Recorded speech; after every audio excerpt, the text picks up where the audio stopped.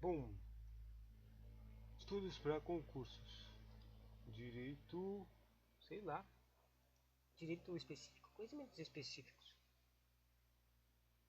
Eu vou estudando. Parece que é conteúdo de administração material.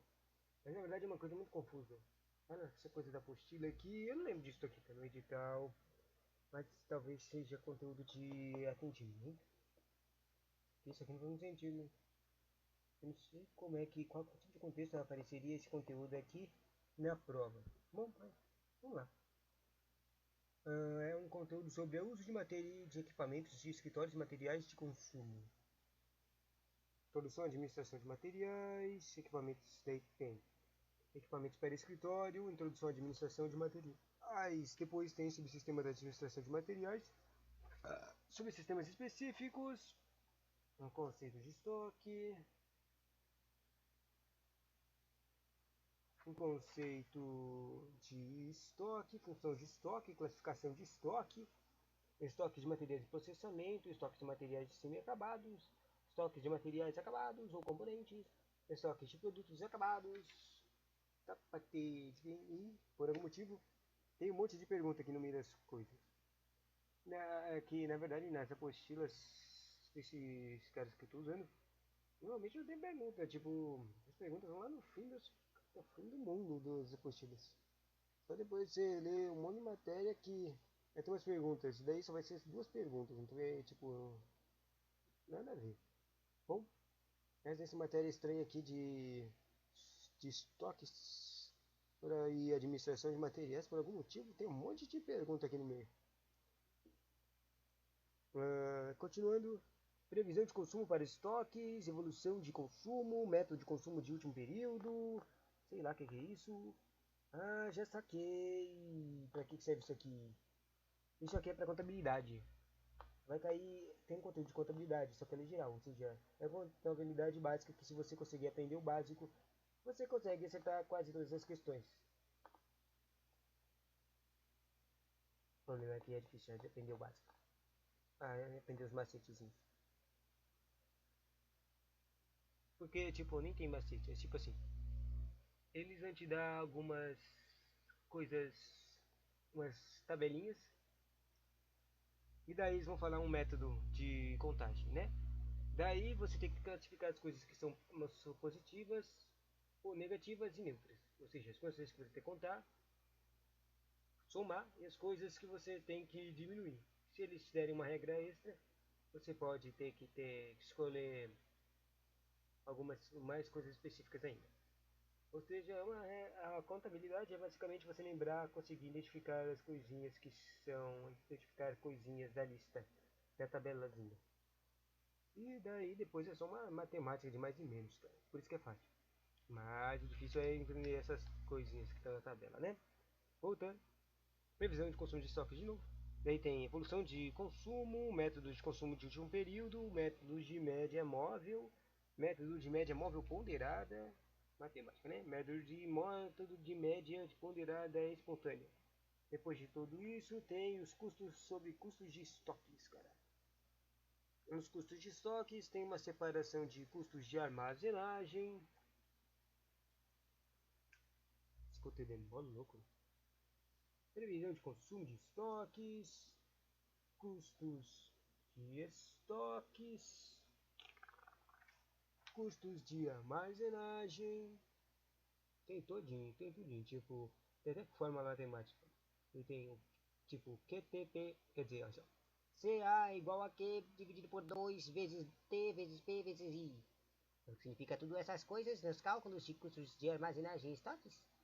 Que significa a quantidade de material no estoque do período considerado. O T é o tempo de armazenamento, o P é o preço unitário do material e o I é a taxa de armazenamento expressa em porcentagem.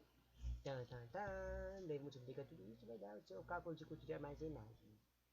Né? Muito interessante. Depois tem custo de pedidos, CP. Tem custo de falta de estoque. Depois tem conteúdo de níveis de estoque. Níveis de estoque. Níveis de estoque. Daí tem nível de curva de dente de serra. Que é tipo, toda vez que compra o treco, ele vira toda vez que faz a compra de estoque, o trequinho sobe a quantidade de material, e daí faz uma dente de serra. Daí ela vai diminuindo gradativamente por um tempo, depois compra um montão e volta para o nível inicial que eles querem. Desse tipo, né? Pelo menos é isso que eu consigo imaginar com esse gráfico que eu estou vendo aqui. Continuando. Tempo de reposição ou resto para o suprimento e depois tem o ponto de pedido. Intervalo de suprimento, estoque máximo, ruptura de estoque, giro de estoque. Depois de tudo isso, tem um treco chamado classificação ABC. E esse aqui, e é claro, eu não tenho a menor ideia que é esse aqui. Mas eu sei que é um treco administrativo. Sabe por quê? Porque quem está aqui no conteúdo do classificação ABC? O Chavenato. Querido mestre Chavenato de administrativo, que tem um monte de livro de direito administrativo e também de tabelas administrativas. Conteúdo de... Né? Tem uma tabela de acumulação de estoques para posição de classificação ABC. Daí tem um gráficozinho de uma curva ABC. E se eu vejo a curva, eu vejo que vai do zero, daí sobe espontaneamente, sobe, daí pam, ele começa um crescimento lentamente. Quando chega num ponto.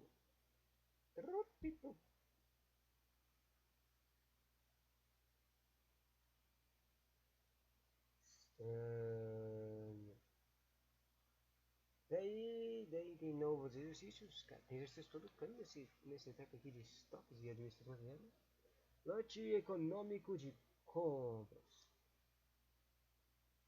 E o que eu faço? Não, já sei, eu não vou mais ler essas coisinhas. Porque eu acho que ia ler tudo de uma vez, mas vai demorar muito. Eu vou terminar essas coisas de estoques no treco que tem a última coisa que é conteúdo de estoques. Quer dizer, que não tem nome de estoques no nome, né? O conteúdo de classificação ABC. Então eu vou ler só as coisas de níveis de estoques, o níveis de estoques, o custo de estoques, ou previsão de consumo para estoques e os conceitos de estoques. Bonitinho, vamos lá. Só a última primeira coisa, as primeiras páginas que não tem nada a ver, né? Pronto, tudo tipo 7 minutos só para comentar o que vai estudar, né? Nada mó louco, né? Daí tem que fazer uma pulação, um clickbait de pulação nos comentários ou no... Olha aqui, né? Que saco. Fase de motivação. Eu fui muito bem na prova, gabaritei do Tribunal de Contas de São Paulo. Eu fui muito bem na prova, gabaritei administração, gabaritei atendimento também. Fui muito foda na prova, fui o melhor de todos. Resolvi muito rápido, eu entendia tudo o que eu pensava, que eu lia, num instante. E identificava erros como se fosse um mestre de todos os mestres dos erros.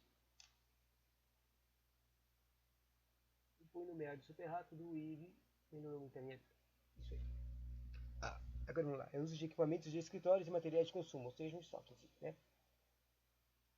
Equipamentos para escritório. Para funcionar, o escritório depende de presença de alguns equipamentos específicos que não só facilitam a jornada de trabalho, mas também que garantem maior conforto e rapidez no desenvolvimento das atividades. São alguns dos principais equipamentos utilizados no escritório: computador, impressora, calculadora, grampeador, máquina de fax, mesa, gavetas, cadeiras, telefone e matérias para escritório. Daí aqui por algum motivo tem uma explicaçãozinha de todas essas coisas que eu acabei de falar. O computador são tipo computadores e notebooks, representam um equipamento de grande importância de um escritório. Por meio deles é possível montar planilhas, digitar e arquivar documentos e assistir a apresentações, salvar imagens e acessar sites, receber e enviar e-mails e muitas outras coisas. Sobre a impressora. A impressora é outro item indispensável. Ela permite imprimir de forma rápida dezenas de páginas com textos e imagens. As mais modernas ainda contam com uma função que permite digitalizar e copiar documentos quase que instantaneamente.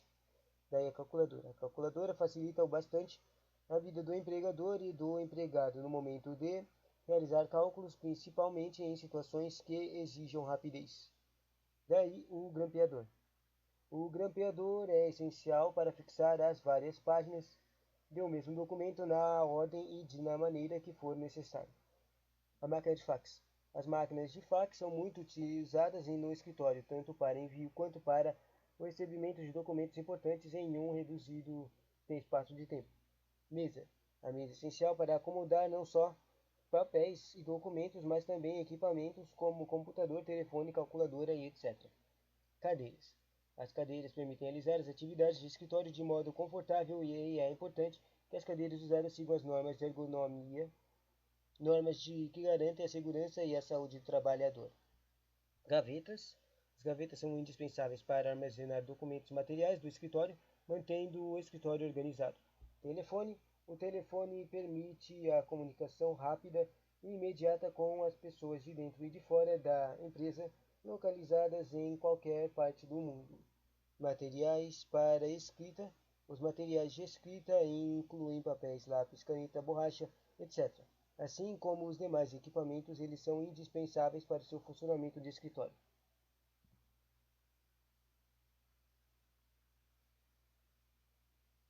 Daí os exercícios aqui, esse aqui também tem conteúdo de exercícios. Só que eu não vou fazer o exercício, né? Eu só vou ler o comentário. Tipo, minha pergunta e depois eu leio logo a resposta certa. Poupar energia e papel no escritório pode ajudar a reduzir gastos e proteger recursos naturais não renováveis. Ou seja, tarefas simples podem fazer toda a diferença na alternativa que diz respeito a uma maneira de economizar papel ou energia elétrica. De uma maneira, a resposta era configurar o modo standby nos computadores para que entrem em hibernação automaticamente. Daí a resposta era a letra E e a explicação é o modo standby, que é o mocinho, na verdade esse nome não é muito usado, mas é o modo de espera, entendeu? O modo de espera permite que o computador se mantenha desligado temporariamente enquanto não está sendo usado, voltando a funcionar rapidamente sempre que necessário. No laptop normalmente se ativa esse modo com apertando o botão de desligar uma vez.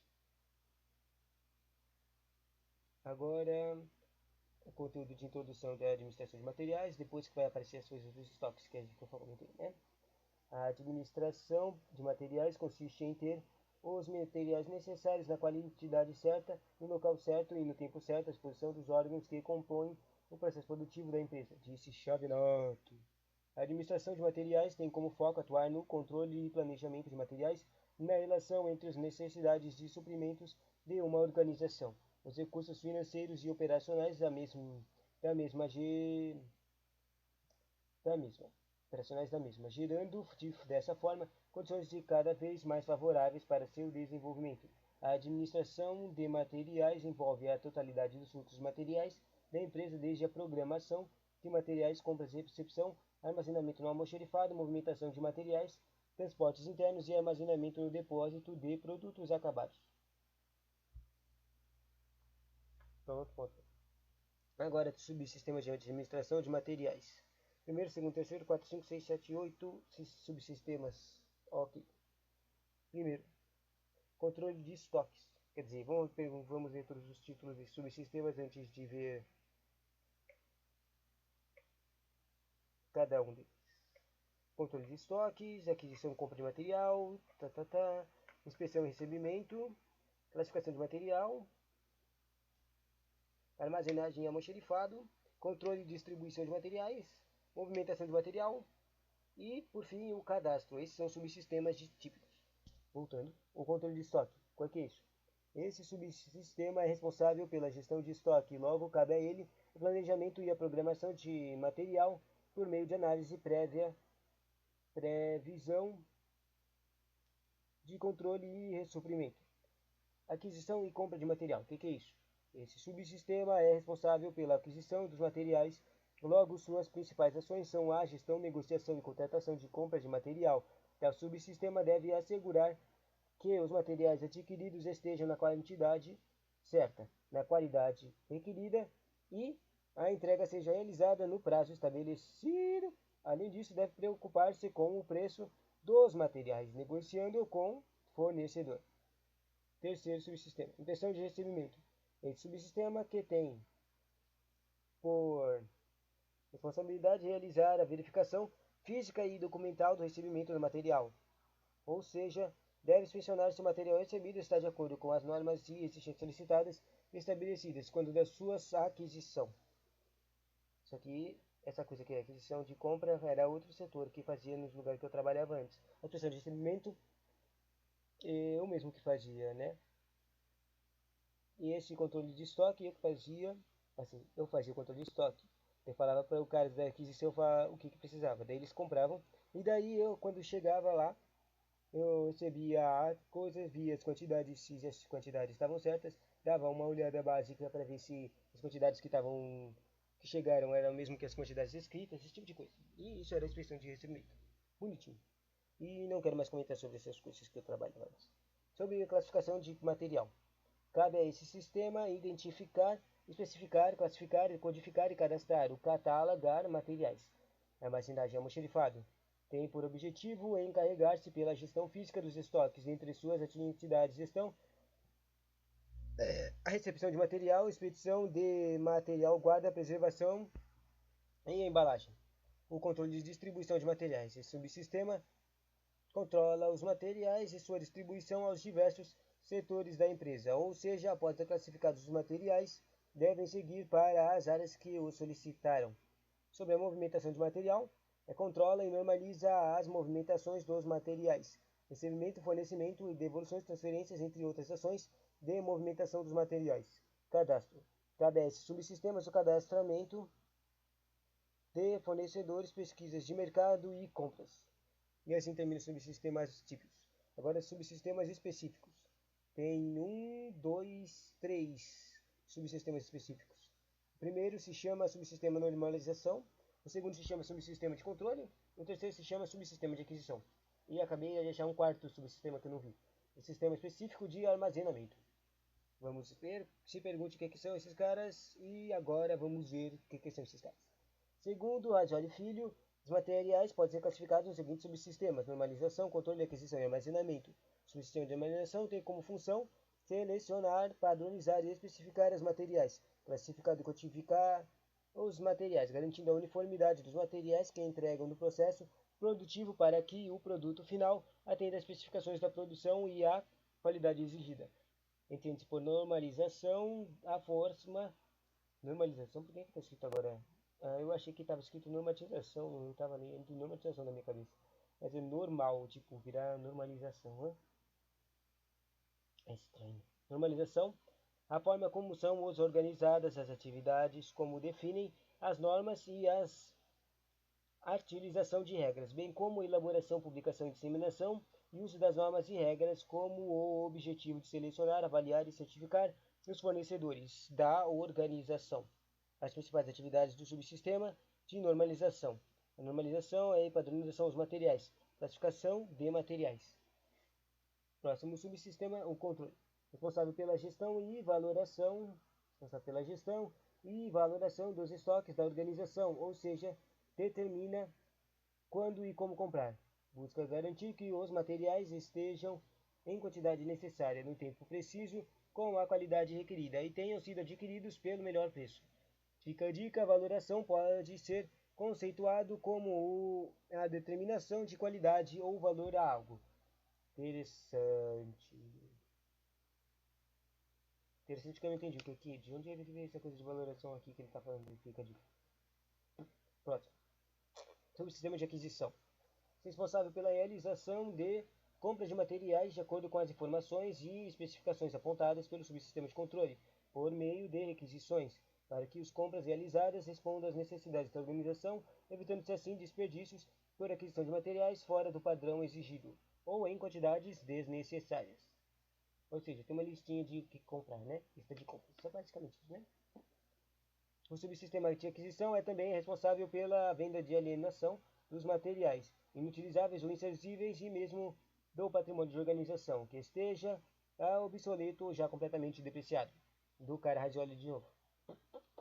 Também atua em sintonia com o subsistema normalização na busca de fornecedores aprovados pela normalização e o subsistema de armazenamento na verificação de estocagem de materiais. E por último, subsistema de armazenamento. E um momento, por favor, que eu vou verificar se ainda tem tinta na minha caneta. Sim.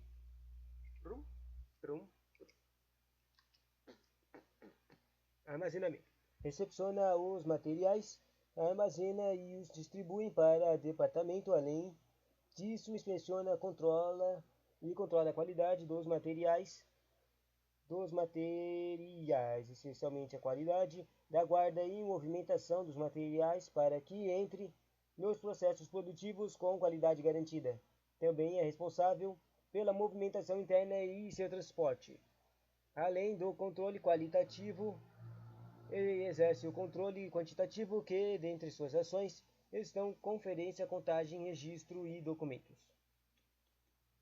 Daí, resposta de arquivo comentado. Uma pergunta que perguntava: as funções da administração do material são, exceto.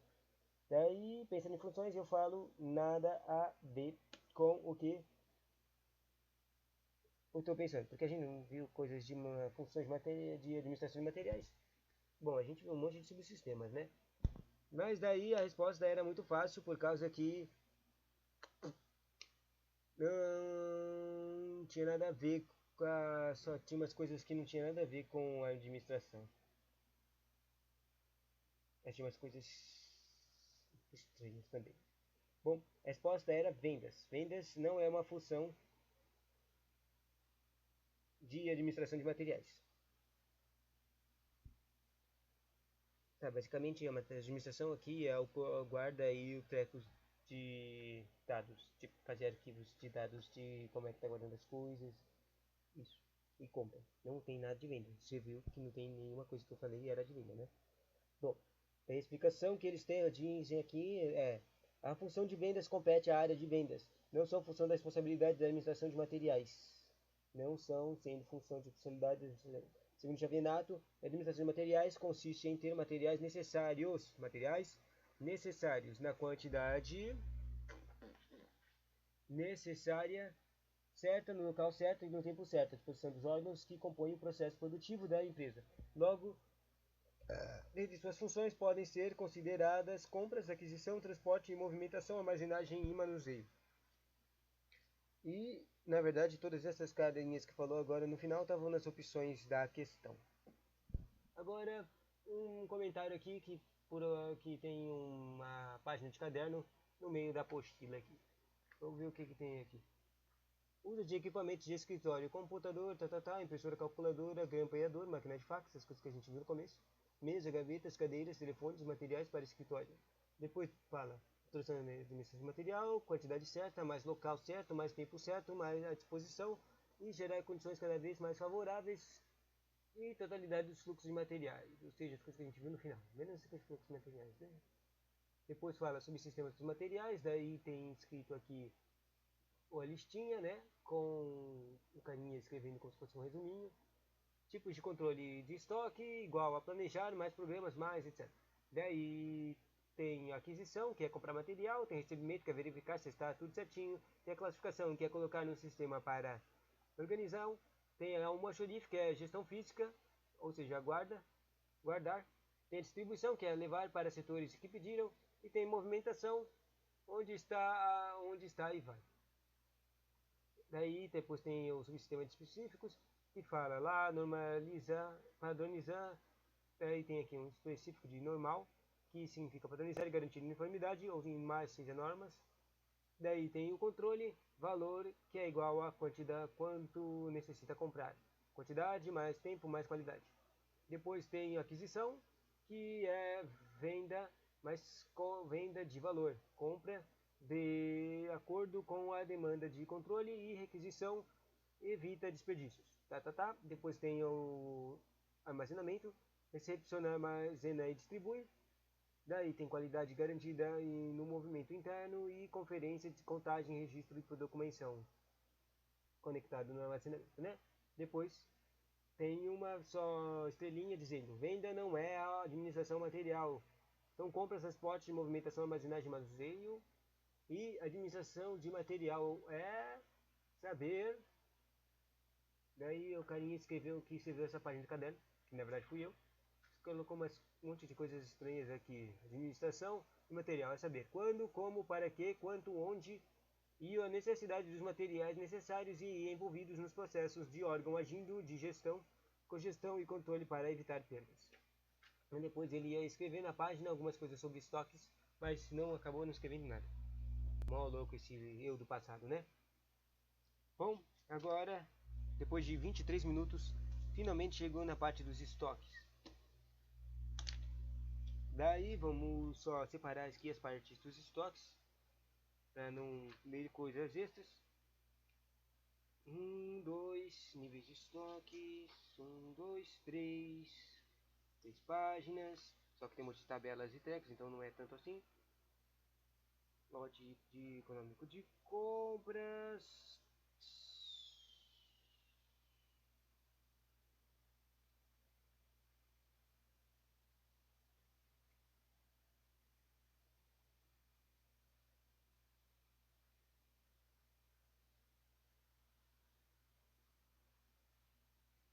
Acabei pulando a página. Pronto. São só dois, três páginas. Bonitinho. Vamos ver o que que dá, né?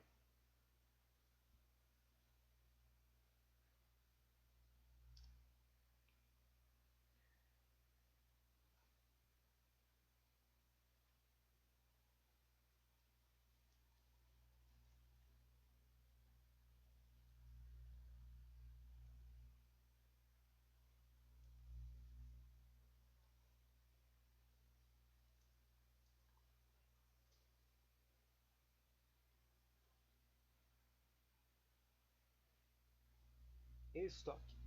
O estoque representa um papel importante na operacionalização da empresa, pois o ao passo que deve ser bem definido e corresponder às necessidades de produção da empresa, não pode ser um gerador de custos desnorteados de desperdícios. Desperdício, certo. Conceito de estoque. O estoque pode ser definido como a quantidade de materiais que é armazenada em determinado fim, para determinado fim. Tais materiais podem ser matérias-primas, materiais em processamento, materiais semi-acabados ou materiais acabados e produtos acabados. Esses materiais são estocados e em determinado momento serão requisitados para processamento, ou seja, o estoque possui um sortimento de materiais que em algum momento será utilizado e seja no processo produtivo. Segundo Viana, o estoque pode ser definido como materiais, mercadorias ou produtos acumulados para utilização posterior, de modo a permitir o atendimento regular das necessidades dos usuários para a continuidade das atividades da empresa, sendo o estoque gerado consequentemente pela impossibilidade de prever-se a demanda com exatidão, né? Não dá para prever o futuro. Funções do estoque. As principais funções do estoque são garantir que a empresa seja abastecida com materiais sempre que necessário, neutralizando ou minimizando os efeitos gerados por problemas de fornecimento de materiais, tais como demoras, atrasos e sazonalidades dos suprimentos e demais dificuldades.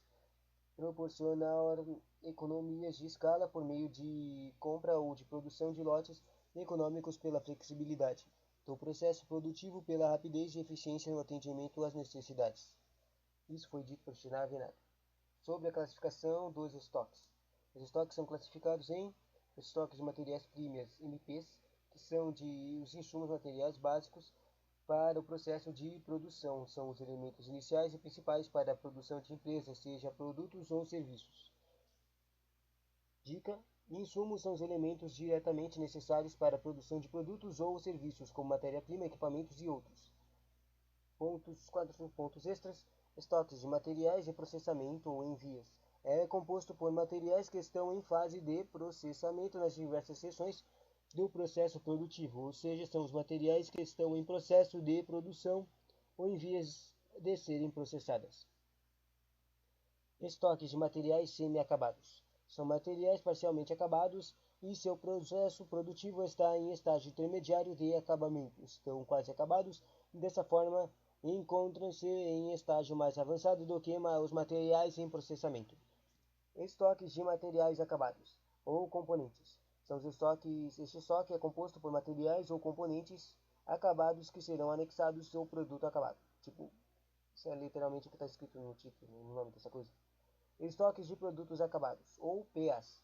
É composto pelos produtos prontos acabados, ou seja, o processo produtivo foi completamente finalizado e o produto já está pronto para fornecimento. Questão comentada. Agente de almoxerifado. Os estoques de matérias-primas MPs são constituídos por... A resposta certa era A.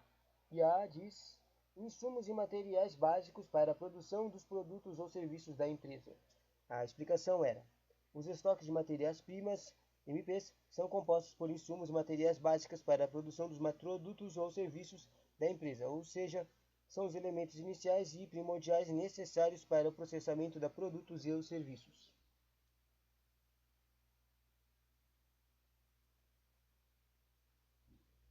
Bonitinho. Segundo questão comentada.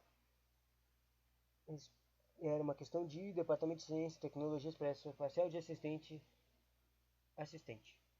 Pode-se considerar o estoque como? Considere o estoque. Como você consideraria o estoque na sua cabeça? Sem ler respostas. Em lugar de guardar coisas, né? Tem mais também deu aquela coisa que tinha 4 tipos de estoques diferentes, né? Com materiais prontos, etc. Vamos ver aqui qual era a resposta. A resposta era um conjunto B, que dizia conjunto de materiais que estão disponíveis para ser requisitado e utilizado no processo produtivo. O estoque pode ser definido como a quantidade de materiais que é armazenado, isso é a explicação, tá? O estoque pode ser definido como a quantidade de materiais que é armazenado para ser utilizado no processo produtivo quando requisitado. De acordo com Chiave Venato, o estoque constitui todo o sortimento de materiais que a empresa possui e utiliza o processo de produção de seus produtos e serviços. Previsão de estoques. Agora, terminou o primeiro treco dos estoques, né, o básico.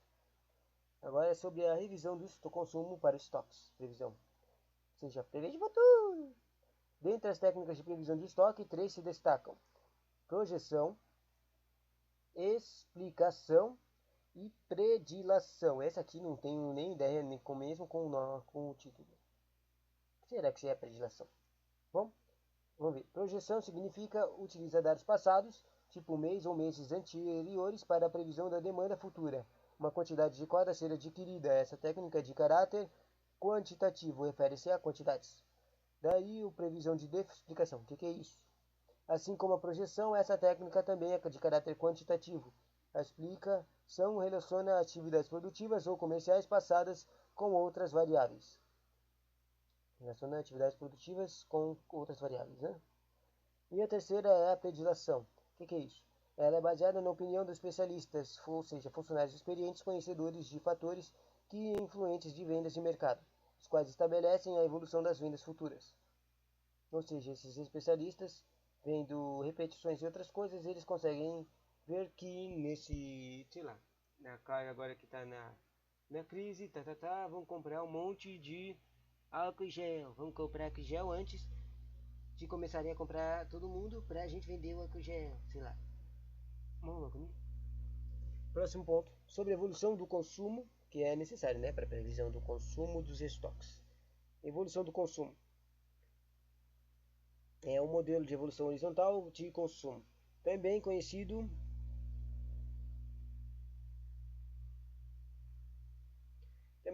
como consumo médio horizontal.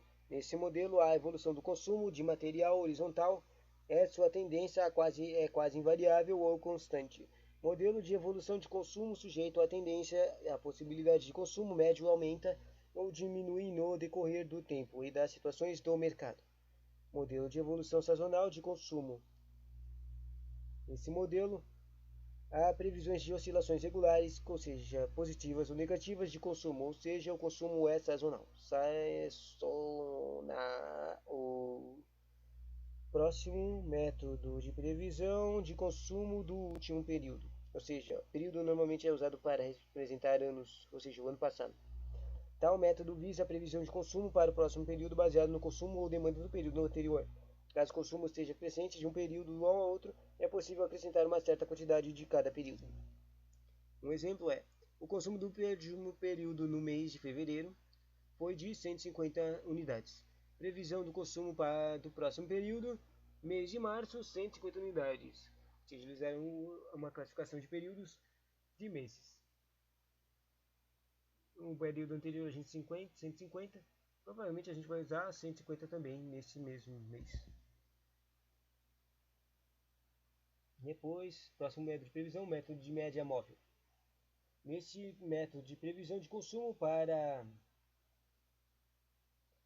o próximo período baseia-se nas medidas de consumo de períodos anteriores. Como é que será? Exemplo. Cálculo de previsão de consumo para o mês de junho pela número de média móvel. Deixa eu ver aqui, daí tem um trequinho calculado. E agora que eu penso, nome, média móvel, entendi aqui. Você vai fazer um cálculo de média, né? Eles colocaram períodos. 1, 2, 3, 4, fevereiro, março, abril, 4 períodos. Ou seja, média de 4, entende? Daí depois eles fecham um consumo, cada mês, 120, 150, 15, 12, 15, 16, 11. Depois, 12, 15, 16, 11, somando, dá, 540. Daí, cria a média, né? Tem que dividir por 4 dos meses, e dá igual a 13,5. Entendeu? Só fazer uma média, né? Basicamente. Ou seja, a média de coisas que ele tem que comprar para ter no treco é 135 sempre. Se tiver mais, quando mais é de 35, quer dizer que tem mais ou menos um superior, né? Porque sem consumo para o mês de junho é 135. Próximo. Fica a dica para cálculo de método de média móvel. Utiliza-se a fórmula para cálculo de média simples, que se baseia na soma das unidades dividida pela soma de quantidade de períodos. Método de média móvel ponderada.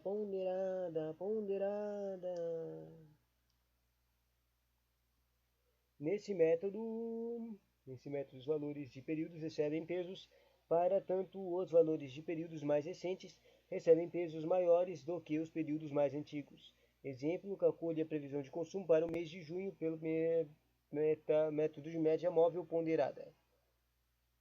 Daí aqui tem um exemplo de fevereiro, março, abril, maio. Daí eles colocam de novo os mesmos números que tinha antes, 12, 15, 16, 11. E daí eles colocam pesos. Tá sacando? Ou seja, a quantidade do mês anterior tem mais peso do que a quantidade do mês 2 meses atrás. Daí a média ponderada viraria 120 vezes 1, porque é o peso, 115 vezes 2, 16 vezes 3, 110 vezes 4. Ou seja, só multiplicou os trecos pelos pesos. Depois disso, ela vai lá e divide tudo. Mas divide pelo quê? Parece que divide não pela uma média de meses, divide pela média dos pesos. Daí, já que os pesos estavam separados em 4 pesos, virou uma média de 10. Multiplicou tudo, dividiu a média de 10 e virou 113,4. Estracalono. Deixa eu ver, só tem mais um método de previsão aqui. O método de previsão de estoque, consumo de mês. Quer dizer, tem a dica aqui do método de média móvel variante ponderada. Ela deve ser multiplicar os valores pelo peso dado a cada um deles, após a soma ser os resultados dos valores multiplicados e dividindo pela soma dos pesos. Tipo, não estava meio claro lá, mas é soma dos pesos, mais dividido pela multiplicação dos valores com o peso, depois soma eles e depois divide pela soma dos pesos. Ou seja, tem 3 etapas nesse cálculo. Próximo método de média, que é ponderação exponencial. Isso aqui não tem a menor ideia. O que é isso? Esse método é semelhante ao método de média ponderada, que a gente fez agora, porém há um acréscimo de parcela de erro anterior. Parcela do erro anterior de previsão. Parcela de erro, interessante. Neste método consideram-se algumas variáveis como tendências e estacionalidade ocorridas no tempo. Entendi. Simplesmente coloca coisinhas que são as verdades do universo no cálculo. Por exemplo, lá no treco dos exemplos estava usando janeiro, março, abril e maio. Daí você vai lá e pensa, o que é junho? E junho normalmente são ferinhas das crianças, suas famílias vão para as praias, essas coisas. Daí, né? Sazonalidade. Se essa empresa fosse um treco de praia e coisas, eles teriam que estocar nas sazonais. Eles teriam que usar o dividendo aqui exponencial de sazonalidade dessas férias, entendeu? É isso.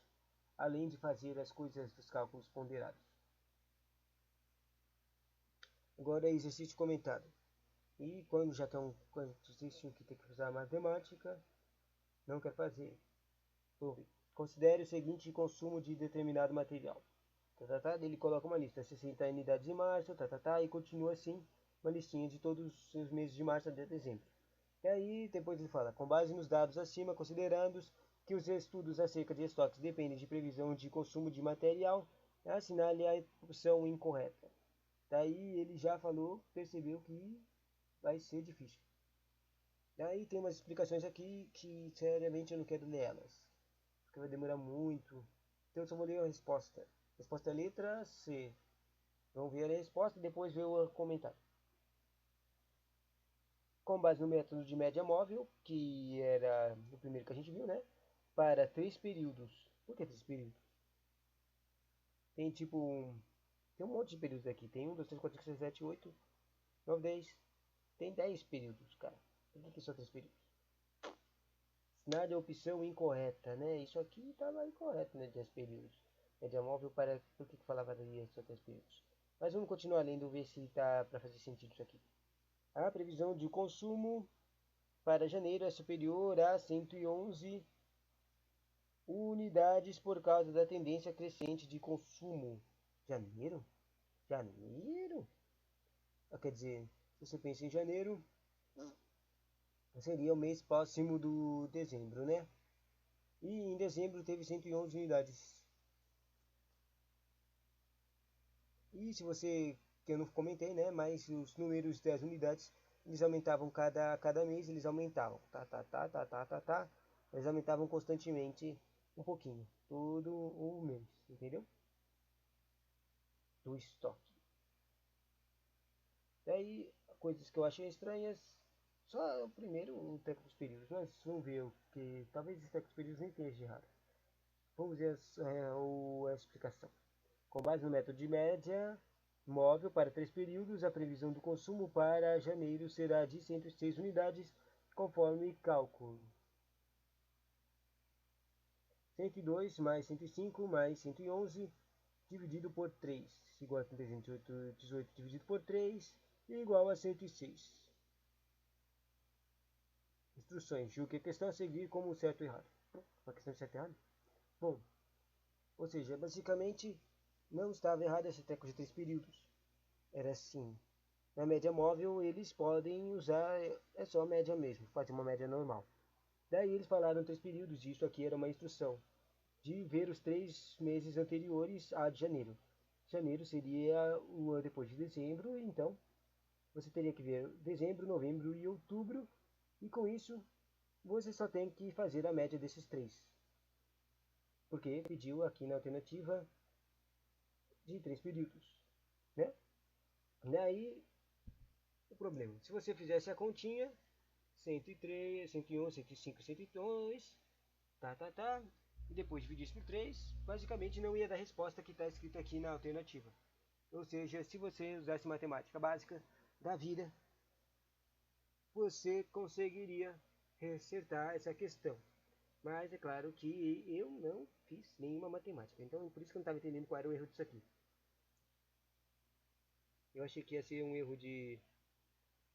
É que as respostas dos enunciados só tinha texto.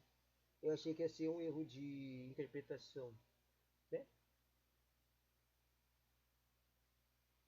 Bom, as outras questões, tipo, com base no método do último período, a previsão de consumo para com base de método de último período, ou seja, um dos métodos que a gente falou, último período acho que era o segundo, né, que a gente deu. Deixa eu voltar um pouquinho. Evolução do consumo, método de média móvel ponderada, método de média móvel, evolução de consumo, aqui ó, método de último período. O método de último período é básico, né? É só no mês passado e repete. Daí se ele fala aqui usando o método de último período, que é o treco só de repetir, daí ele fala um mês. Se o mês anterior a esse mês é o mesmo, então é o mesmo. É, se o resultado que ele dá na alternativa é o mesmo do mês anterior ao que eles falaram na alternativa, então tá certo. Na alternativa ele fala janeiro, e no mês de. E fala que o que vai ter é 111 unidades. Daí, para ver se está certo, é só você olhar lá naquela listinha que falou de materiais, né? E ver se em dezembro, que é o mês antes de janeiro, tem 111, a mesma coisa. E tinha, então estava certo. Interessante, consegui identificar algum certo. Mas esquece, vamos parar de olhar isso e continuar na matéria. Próxima questão, considere o consumo de certo errado, né? Considere o consumo de determinado material apresentado a seguir. Daí ele tem uma tabelinha, né, de mês e unidades de novo. Janeiro, fevereiro, março, abril, maio, junho, 25, 28, 32, 29, 30 e 310. Daí ele pergunta, na situação, a previsão de consumo para julho será superior a 310 unidades. Daí o que é julho? É o único mês, é o próximo mês dos que está aqui na tabelinha. Se for empregado o método de último período para previsão de consumo. E, por sorte, né, a gente acabou de revisar o que é um método de último período. Ou seja, o último período é método de repeteco. Daí, se já quer julho, é só ver se os meses anteriores a julho tinha também 310, que está aqui escrito 310. Daí, com essa, eu escolheria certo. Mas parece que tem alguma pegadinha aqui no meio. Porque a resposta é que o comentário dessa questão está dizendo que está errado. Vamos ver. O método do último período visa a previsão do consumo do próximo período, baseado no consumo ou demanda do período anterior. Logo, a previsão de consumo para julho será de 310 unidades. Ué, tudo certo. Ah, não, olha aqui. A pegadinha é que não é pegadinha, eu que não prestei atenção. Aqui está escrito aqui, ó, previsão de consumo para julho será superior a 310 unidades. Está escrito aqui bonitinho, obviamente, em letras que não são maiúsculas, são minúsculas, mas estava escrito bonitinho aqui. Superior a 310 unidades. E não, é igualzinho a 310 unidades. Não é nem 311, nem 315, nem 312. É 310 unidades, que era para ser o período, o que iam pedir. Assim termina o conteúdo de previsão de estoques. Agora sobre os custos de estoques. Quanto será que vai custar? Será que vai ter uma questão de matemática aí? De novo? Vamos ver. Custos de estoques ou custos de estocagem referem-se aos custos de toda a matéria gera ao ser alcançada. Ao ser, quê? Ao ser estocada. Duas variáveis impactam no custo do estoque, que são a quantidade de material de estoque e o tempo de permanência desse material em estoque. Ou seja, quando maior a quantidade e o tempo que o material ficará em estoque, maior será o custo do estoque. Os custos podem ser agrupados em modalidades como custo com pessoal, salários dos recursos humanos, encargos sociais, custo de capital, juros e depreciação, custo com edificação, aluguel, água, luz, impostos e custos de manutenção, obsolência, deterioração e conservação de equipamentos, né? Bons exemplos de custos, né? Já que não está meio separado aqui, eu vou separar. Tem o pessoal primeiro, pessoal, opa, saiu da página. Segundo, tem o capital, depois pessoal, capital, também tem edificação, edificar, depois tem também, deixa eu ver, manutenção, tipos de custos, né? Manutenção, só tem esses aqui, né? Pessoal, capital, edificar, manutenção.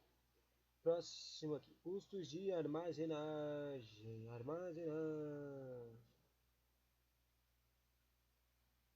que é tipo um dos custos de edificação, né? Esquece. Os custos de armazenagem se referem aos custos gerados pelo acondicionamento e movimentação dos materiais, tais como mão de obra, aluguel, de armazém, salários de pessoal de armazém e quantidade de material, tempo e permanência do material, seguros, depreciação ou máquinas, equipamentos, entre outros. Os custos podem ser variáveis, como quantidade de material e tempo de permanência, ou fixos, como aluguel de armazenagem, salários de pessoal, do armazenagem e seguros, entre outros. Daí tem um cálculo de custo de armazenagem, né? Aquele que eu tinha falado de exemplo, né? CA é cálculo de custo de armazenagem. Cálculo, custo de armazenagem. C de custo, A de armazenagem. Custo de armazenagem é igual a quantidade dividido por 2, metade da quantidade de estoque no período considerado, multiplicado por tempo de armazenagem, pelo preço unitário do material, ou seja, quanto vai comprar, né? E o taxa de armazenamento expresso em porcentagem do preço unitário. Para cálculo da fórmula do custo de armazenagem, é preciso utilizar mais uma fórmula a fim de calcular a taxa de armazenamento. Vamos ver. A taxa de armazenamento é expressa pela soma, quer dizer, você viu que a última coisa que tem que multiplicar, tipo, duas coisas são fáceis do cálculo, é o tempo e o preço. Você vai ter essas coisas quando você vai comprar direto, né? E quanto tempo você vai querer guardar a coisa. Depois disso, já está guardada. Esses trecos são básicos. Mas como é que você vai saber esse treco de porcentagem de taxa de armazenamento? Você tem que, parece que tem que fazer um cálculo dessa e taxa de treco. Nessa taxa de armazenamento. A expressa pela soma das taxas de armazenamento físico e a taxa de retorno de capital, ou seja, quanto recebe de volta, empatado em estoque. Depois tem a taxa de seguro de material estocado, taxa de transporte, manuseio de distribuição de material, taxa de obsolescência do material e outras taxas como mão de obra, água, luz, etc. Serão classificadas em um monte de T's. TA, TB, TC, TD, TE e TF. Ou seja, a taxa de armazenamento físico é igual a 100 vezes A vezes CA vezes C vezes P. É multiplicação, né? Basicamente é tudo multiplicação. Na verdade não é multiplicação, as coisas, essa coisa está estranha porque ela não está com divisores. Eu acho que ela está errada. Ela não está com as tabelinhas, a apostila não está com as tabelinhas de divisão. Eu acho que é 100 vezes A vezes CA dividido por C vezes P, que é onde A é a área ocupada pelo estoque, né? Essa é a taxa de armazenamento físico. CA é o custo anual do metro quadrado de armazenamento, né? Multiplicar área vezes custo anual por metro quadrado, né? Faz sentido. Dinheiro vezes área dos custos de metro quadrado, né? Quer dizer, daí vai dar uma quantidade de taxa, né? Multiplicador. Depois divide pelo consumo anual de material, ou seja, as coisas que são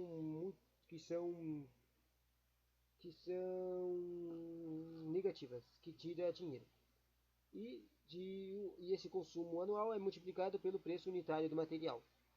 Consumo com preço, né? Mesma coisa. Preço é o quanto você vai gastar para comprar o treco. Daí isso vai dar a taxa de armazenamento físico. E é um repeteco nos outros também, né? Taxa de reforma de capital empatado em estoque. O TB se representa por TB igual a lucro dividido por Q vezes P. Que significa que vezes P é igual ao valor dos produtos estocados. E se lembra que o Q e o P, na verdade, são as coisas que estavam lá no começo, no primeiro cálculo que fez, o custo de armazenagem. Ou seja, lucro dividido por valor dos preços estocados, que é lucro dividido por quantidade de material e o preço do material. Quantidade vezes preço. Quantidade vezes preço. Mas na verdade isso aqui não faz muito sentido, porque o que? A quantidade de material do estoque no período. Não faz sentido, né? Mas eu comecei a pensar que o que era uma coisa que tinha que calcular, não tinha como calcular. Mas eu estava errado. Eu me confundi. Próximo é a taxa de seguro de material estocado.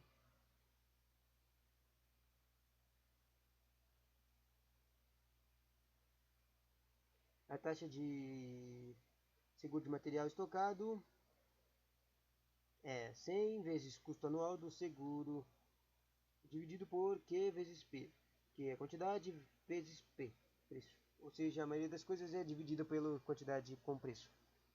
Ou seja, um multiplicador de quanto gastou nas coisas. Interessar você não sacou ainda.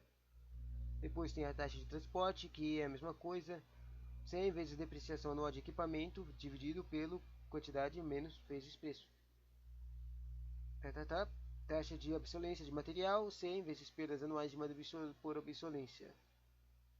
Outras taxas dividido, quer dizer, sempre dividido pelo Q vezes P. Outras taxas, como mão de obra, água, luz, etc., dividido pelo QP. Despesa é igual a 100 vezes as despesas anuais. E logo a taxa de armazenamento, finalmente, que é a taxa que era necessária para fazer o cálculo de custo de armazenagem. Como é que faz essa aqui? Esse custo aí, a taxa de armazenamento expressa em porcentagem é igual a só TA mais TB mais TC mais TD mais TE mais TF. O que é mais estranho, né? É só uma multiplicação de tudo. Qual é que uma porcentagem vai ser a multiplicação de tudo? Mas agora que eu penso, por que tem toda hora tem 100 aqui, né? O TA tem 100 vezes tá, 100 vezes tá, tudo tem 100. E agora, se eu penso nisso, eu acho que é para fazer a multiplicação de porcentagem naturalzinha, né?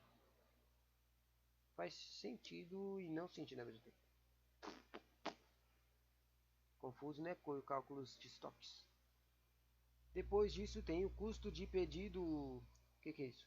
Segundo o Chavinato, em 2005, o custo do pedido é o valor de moeda corrente dos custos incorridos no processamento de cada pedido de compra. Ou seja, o custo do pedido se refere ao valor que a empresa gastou para realizar o pedido do material para o fornecedor e formula para o cálculo de custo de pedido o... Esse é o cálculo aqui. CP, custo de pedido, é igual a CAP dividido por N. Mas agora, o que é CAP e o que é N? O que é CAP e o que é N? Nem ideia, cara. Nem ideia. Vamos descobrir agora. O que é CAP vezes N? CAP é custo anual de pedidos. E N, quer dizer, CAP é dividido por N. N é número de pedidos. Custo dos pedidos dividido pelos pedidos. Número de pedidos, quantos pedidos teve, né? Interessante. Dica: o custo de estoque refere-se à soma de custos de armazenagem e o custo de pedido. Custo de armazenagem, custo de pedido? Quer dizer, o custo de pedido foi a coisa que eu acabei de ver. O custo de armazenagem é essa coisa que teve um cálculo de ter que fazer um monte de cálculo de taxas. Que saco, meu. Mas também não é um saco. Porque é só multiplicação, é só soma, mais. Saco é fazer descobrir esses números, né? Porque tem que fazer divisão toda hora. Voltando para o último conteúdo desse cálculo de custo aí. O custo da falta de estoque. O que será que é um custo de falta de estoque? Esses custos ocorrem quando a demanda deixa de ser atendida por haver itens em falta no estoque da empresa. Podem ser classificados em custos de vendas perdidas, ou seja, houve perda de venda por indisponibilidade do produto, ou custo de atraso, ou custos gerados pelo atraso de entrega de produto ao cliente. E agora que eu li isso, eu me lembro que eu já estudei isso na faculdade, mas eu também não meio que entendi isso. Por que estão se preocupando com gastos invisíveis? Quer dizer, eu sei que não conseguiu arrecadar o quanto dava para arrecadar, mas se não chegar em negativo, eu não acho que tem muitos problemas, né? Mas quando eu fiz a faculdade, né, tinha esses cálculos sobre isso, pareciam importantes.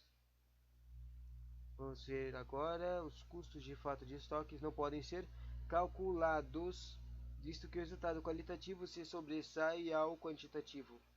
ou seja, a insatisfação do cliente que gera impacto qualitativo à empresa, o que não se pode quantificar. Ele não só perde aquela venda, mas pode perder vendas futuras e não só a este cliente, mas a outros quais eles poderá efetuar propagandas negativas, ou seja, esses custos vai além de receita que a empresa deixou de realizar ao não vender o produto ao cliente.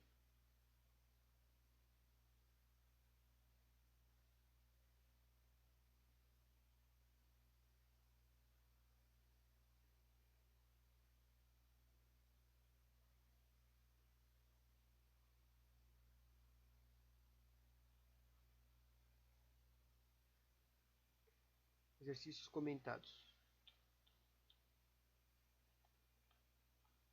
Armazenamento de material gera determinados custos, que podem ser agrupados em custos de capital com pessoal com edificação de manutenção. Um exemplo de custo de capital é impostos deteriorados. Opa, comecei a ler as opções da resposta. Da pergunta, né? Eles querem um exemplo de custo de capital. Custo de capital. Custo de capital. A gente estava estudando estoques, por que está falando de custo de capital? Todo e qualquer armazenamento de material gera determinados custos que podem ser agrupados em custos de capital. Certo? Agora ele falou que tem custo de capital. Com pessoal, com edificação e de manutenção. Agora que eu li esses carinhas, esses três outros carinhas, eu me lembro que tinha uma separação no começo do material que a gente leu de quatro trecos. Um exemplo de custo de capital, ou seja, cada um tinha alguns exemplos do que era cada um. Mas era capital que estava escrito? Eu acho que era nome diferente. Deixa eu dar uma olhada. Era pessoal, capital, edificação e manutenção. Então tá. Deixa eu ver o que está escrito no capital. Juros de depreciação. Só isso. Juros de depreciação. Tá aí um exemplo de custo de capital é. Daí aparece aqui impostos, deterioração, o que é o salário e depreciação. Olha, a depreciação tá aqui. Eu achei que não ia ter nenhum meu. Ia aparecer uma coisa nova para pensar. A resposta era a letra E, depreciação. Os custos podem ser agrupados em modalidades como custo com pessoal, salários de recursos humanos, encargos sociais, custos de capital, que são juros e depreciação, que é a UE, e o custo com edificação, aluguel, água, luz e impostos e custos de manutenção, obsolência, deterioração e conservação de equipamentos. E agora que eu penso, a maioria desses caras aqui são os custos de manutenção. Tipo, deterioração é custo de manutenção. Impostos são os custos de edificação. O aluguel é um custo de edificação também. E o salário, o último, é um custo de pessoal. Ou seja, as opções eram tudo dessa separação aí que falou. Mas elas também estavam enunciadas. Próximo, julgue quem está errado. Os custos de armazenagem aumentam em função da quantidade em estoques, de tempo e de permanência em estoques, mas não chegam a zero se o estoque for zero. Mas não chega a zero se o estoque for zero. Sério, isso não fez muito sentido para mim. E aí, certo ou errado? Vamos ver a resposta. Certo. Duas variáveis impactam no custo do estoque, que são as quantidades de material em estoque e o tempo de permanência desse material em estoque. Ou seja, quanto maior a quantidade e o tempo que o material ficará em estoque, maior será o custo do estoque. Mesmo tendo em estoque zero de materiais, ainda há custos de estoque, visto que há variáveis que ainda geram gastos como aluguel, do armazenagem, depreciação ou equipamentos, entre outros. Basicão. E agora chega no último conteúdo. Conteúdo chamado níveis de estoques. De novo, para relembrar a coisa que a gente viu no começo, tem quatro pontos aqui no teco de níveis de estoque. Tem a curva dente de serra, o tempo de reposição, ressuprimento, tem o período de pedido, intervalo de ressarcimento, de ressuprimento, estoque máximo, ruptura de estoques, giro de estoques. Você viu que não tem 4 pontos, não, né? Tem 7 pontos. Bom, vamos lá. Esse aqui eu vou ler a pergunta antes de ler o conteúdo. Julgue a questão a seguir com certo e errado. O conceito de estoque máximo, o estoque máximo diz respeito ao número máximo de unidades de um determinado item de estoque. É definido da seguinte forma: estoque máximo, estoque igual a estoque mínimo, menos lote de compra. Esse treco não fez muito sentido, esse cálculo aqui não, pra mim. Mas, vamos ver, né? Essa é uma resposta que você só precisaria saber como é que faz o cálculo de estoque máximo. Se soubesse, dava para acertar. A resposta está errada. O estoque máximo define a quantidade máxima de estoque permitida para determinado material e é determinado pela soma de estoque mínimo, que estava aqui, soma, com o lote de compra e não a subtração. No treco aqui que tinha que jogar certo e errado, estava acontecendo uma subtração entre o estoque mínimo menos lote de compra. Próxima questão. Um material é consumido a uma razão de 3.000 unidades por mês e seu tempo de reposição é de 2 meses.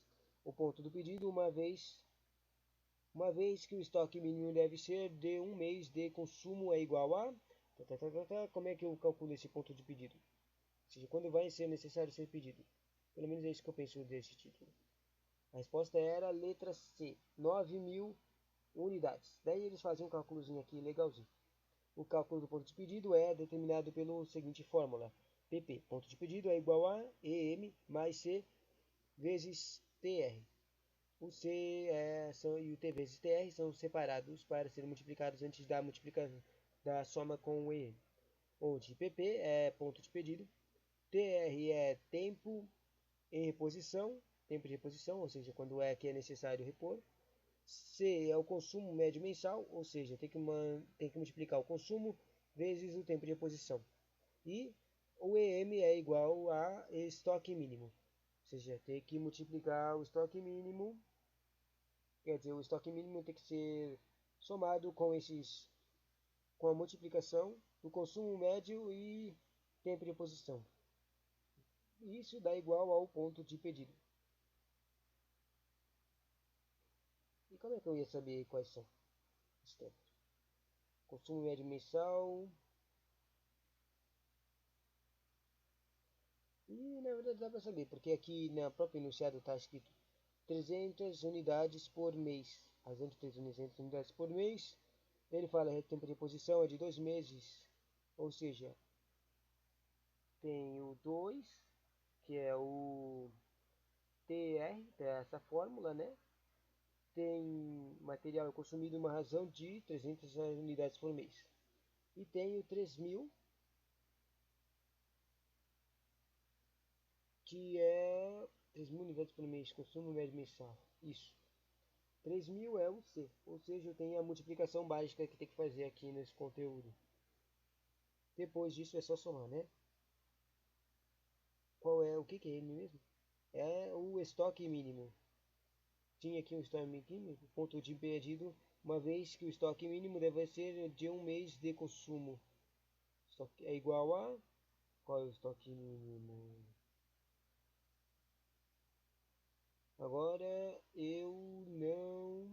Ponto de pedido, uma vez que o estoque mínimo deve ser de um mês de consumo. E agora eu estou perdido. Como é que eu ia saber o ponto de pedido e como é que eu ia saber o estoque mínimo? Aqui só tem uma coisa que está falando. Um mês de consumo. Porque deveria ser 3.000? Na verdade faz sentido se a resposta faz sentido se for 3.000. Um mês igual a 3.000, né? Remete a 3.000, um mês, treco, tá? Então, se eu assumir que no enunciado eu devia ter entendido que o estoque mínimo devia ser a média lá que falou no começo, né? A média de um mês, de 3.000, então seria simplesmente 3.000 vezes mais 3.000 vezes 2. 3.000 vezes 2 é 6.000, mais 300.000 dá 9.000, que é a resposta que deram aqui, né? Agora ainda tem mais explicação. De acordo com a questão, TR equivale a 2 meses. Acertei. C equivale a 300. E assim como o estoque mínimo equivale a 300, que é um mês de consumo. Portanto, Portanto, PP igual a M mais C vezes TR é igual a 3.000 mais 3.000 vezes 2, que é igual a 3.000 mais 6.000, que é igual a 9.000. Legal, deu para fazer um raciocínio dessas questãozinhas. Voltando lá para as quantidades, para os trecos de níveis de estoque. Isso aqui parece conteúdo rápido. 6 minutos. E a gente termina. Curva dentro desse dente de serra. Quer dizer, termina assim e ficar comentando na hora, que nem eu faço. A curva dente de serra é demonstrada graficamente por linhas que formam uma imagem parecida com uma serrote, por isso o nome dente de serra. Ela apresenta as flutuações de estoque geometricamente, apresenta o comportamento dos estoques ou dos estoques ao longo do tempo, por meio da identificação do tempo de reposição e nível de suprimento. Dessa forma, a empresa poderá tomar decisões necessárias para o conhecimento e controle de atividades de reposição dos estoques. Por exemplo, com a utilização da curva de dentes de serra, a empresa conseguirá visualizar graficamente a movimentação entrada e saída de um material do estoque, visualizando melhor os pontos de estoque mínimo e estoque máximo. O eixo X horizontal representa o tempo decorrido, enquanto o eixo Y vertical representa a quantidade do material em estoque.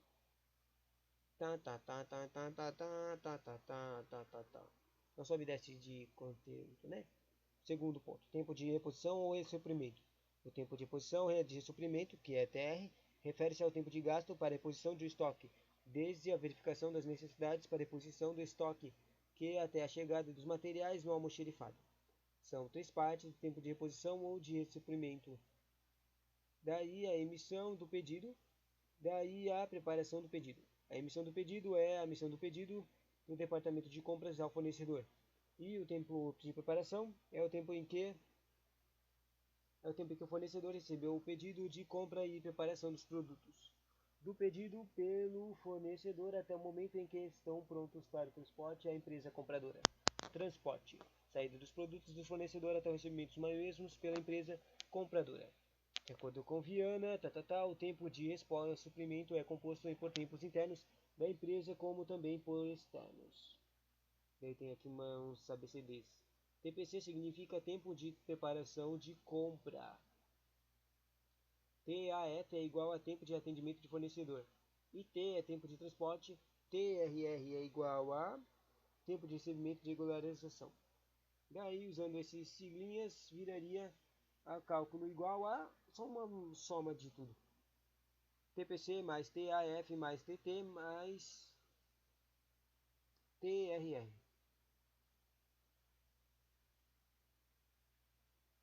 E o tempo de pedido agora. Ponto de pedido, que é o que apareceu na questão que a gente fez. O ponto de pedido indica o ponto ou nível de estoque em que há necessidade de reposição ou um ressuprimento de estoque. Cálculo de ponto de pedido. Ponto de pedido é PP igual a M mais CXTR. PP é ponto de pedido, TR é ponto de reposição, C é consumo média mensal e M é estoque mínimo. Dica: ponto de pedido também conhecido como ponto de reposição, ou PR, ou ponto de encomenda. Interessante esse ponto de encomenda.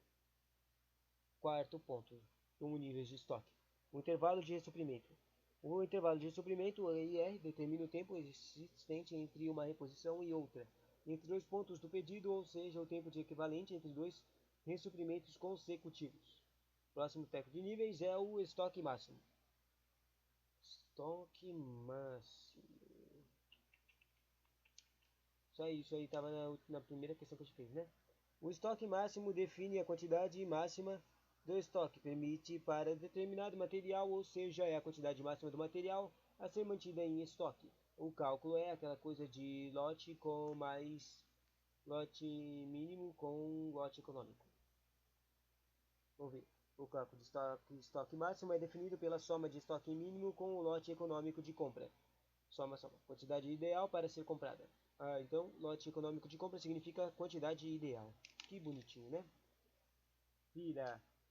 As siglas são EMAX. EMAX igual a EM mais lote econômico de compra. Sobre a ruptura do estoque agora.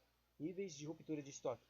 Ponto em que o nível estoque encontra-se em nível zero, ou seja, o estoque que torna-se nulo, entretanto ainda existe demanda da matéria. A demanda existe, porém a empresa não pode atender o visto que o estoque está nulo. E sobre os níveis de giro de estoque, o último. Isso aqui é um conhecido e aparece bastante nos estudos administrativos. Também apareceu nos estudos que eu fiz. O giro de estoque define a rotatividade do estoque em determinado período de tempo. O cálculo de giro de estoque é igual a consumo médio anual dividido por estoque médio. Ou seja, é só fazer duas médias específicas, claro, você tem que ter os números, e depois dividir. O índice de giro de estoque demonstra a saída das mercadorias da empresa, ou seja, as vendas. Logo, quanto maior o índice de giro de estoque, melhores os resultados da empresa. Né? Sabe? Teco de sair, entrar, sair, entrar, sair, entrar, sair, entrar. Sim, aqui acabei de perceber que eu falei uma coisa meio indecente. Lá, vamos lá, tchauzinho.